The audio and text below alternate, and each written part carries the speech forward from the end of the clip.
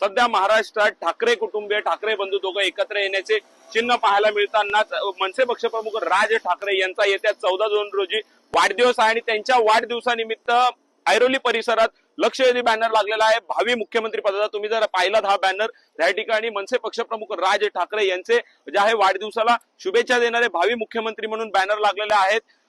भावी मुख्यमंत्री मराठी माणसाचा बुलंद आवाज, महाराष्ट्रातील जनतेचे लाडके राजकीय व्यक्तिमत्व मनसे अध्यक्ष माननीय श्री राज साहेब ठाकरे आपणास वाढदिवसाच्या भगव्या शुभेच्छा असे जे आहे हा बॅनर लागलेला आहे। तर आपण एका बाजूला पाहिलं तर सर्व सूत्रे इथूनच फिरतात अशा प्रकारचा देखील या बॅनरवर उल्लेख पाहायला मिळतो। सध्या सर्व नवी मुंबईकरांचे ठाणेकरांचे लक्ष हा बॅनर वेधताना पाहायला मिळतोय। नवी मुंबईहून ठाण्याच्या दिशेने जाणारा हा ऐरोली सिमेंट्स कंपनी परिसरात बॅनर लागलेला आहे। कुठेतरी ह्या बॅनरने आता सर्वांचं लक्ष वेधलेलं आहे। त्यामुळे नक्कीच आता येत्या आगामी महापालिका निवडणुकीच्या काळात ठाकरे कुटुंब एकत्र पाहायला मिळतील का आणि जे ठाकरे बंधूंची युती पाहायला मिळेल का हे देखील पाहणं तितकंच महत्वाचं ठरणार आहे।